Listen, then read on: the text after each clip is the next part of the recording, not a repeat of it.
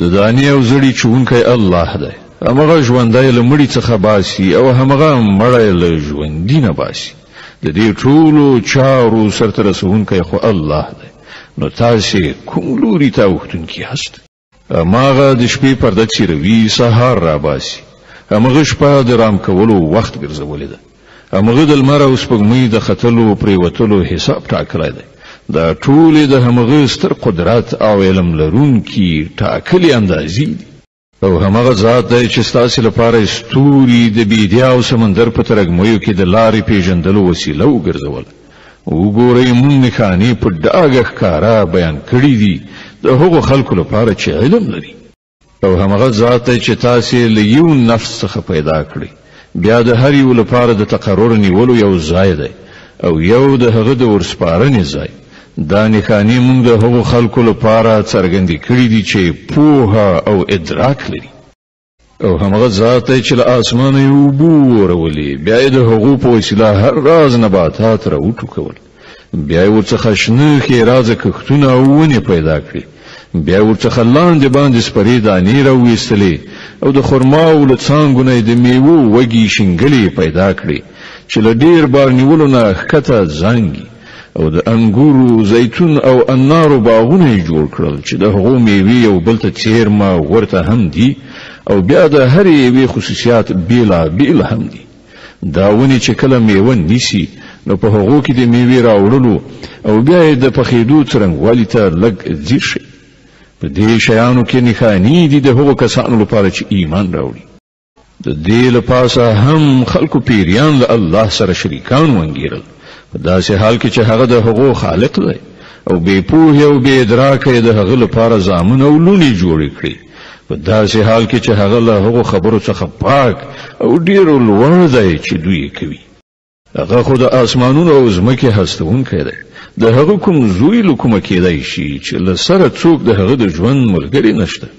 هغه هر څه پیدا کړي دي او هغه په هر څه پوهېدونکی دی دا د الله ستاسې رب هیڅ کوم بل خدای له هغه پرته نشته د هر څه خالق نو له دې امله تاسې د همغه بندګي وکړئ او هغه د هر شي ساتونکی څارونکی دی کتنې هغه نشي موندلی او هغه کتنې موندلی شي هغه ډیر زیات باریک بین او باخبره دی وګورئ تاسې ته ستاسې د رب له لوري نه د کتنې وړ روښنایي راغلي دي اوس چې څوک له بینایي څخه کار واخلي د ځان لپاره به ګټه وکړي او څوک چې ځان ړوند واچوي خپل ځان ته به زیان واړوي زه پر تاسې باندې کوم پیردار نه یم په دې ډول موږ خپل آیتونه بیا په بیلابیلو ډولونو بیانوو او د دې لپاره یې بیانوو چې دا خلک به وایي تا له چا څخه زده کړه کړې ده او کوم کسان چې عالمان دي د هغو لپاره موږ حقیقت روښانه کړو ای محمد صلی الله علیه وسلم د هغه وحی پیروي کوونکی اوسه چې پر تا باندې ستاسو د رب له لوري نازله شوې ده ځکه چې له هغه یو رب نه پرته بل کوم خدای نشته او په دې مشرکانو پسې پل مه وهه که د الله خوښه وای نو هغه په خپله داسې لاره چاره برابرولی شوه چې دا خلک مشرکان شوي نه وای ته مونږ پر هغو باندې پیردار نه یې ټاکلی او نه ته پر هغو باندې مسلط ساتونکی او ای مؤمنان دا خلک چې الله نه پرته څوک بلی هغوی ته کنځلې مه کوئ چیرته داسې ونه شي چې دوی له شرک نه په نور الله وړاندې تګ سره د ناپوهۍ له امله الله ته کنځلې وکړي مونږ خو په همدې ډول د هرې ډلې لپاره د هغې کړه وړه ښایسته کړي دي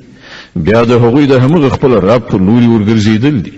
په هغه وخت کې به هغه ورته څرګنده کړي چې هغوی څه کړي دي دوی له سختو قسمونو خوړلو سره وایي چې که مونږ ته کومه نښانه راشي نو مونږ پرې ایمان راوړو ای محمد صلی الله علیه وسلم دوی ته ووایه چې نښانې خو له الله سره دي او تاسې څنګه وپوهول شئ چې که نښانې را هم شي نو دوی ایمان راوړونکي نه دي مونږ په همغه شان د دوی زړونه او نظر اړوو لکه څنګه چې دوی لومړی ځل پرې ایمان نه و راوړی مونږ دوی د دوی په همدې سرکشۍ کې لالا هم د پرېږدو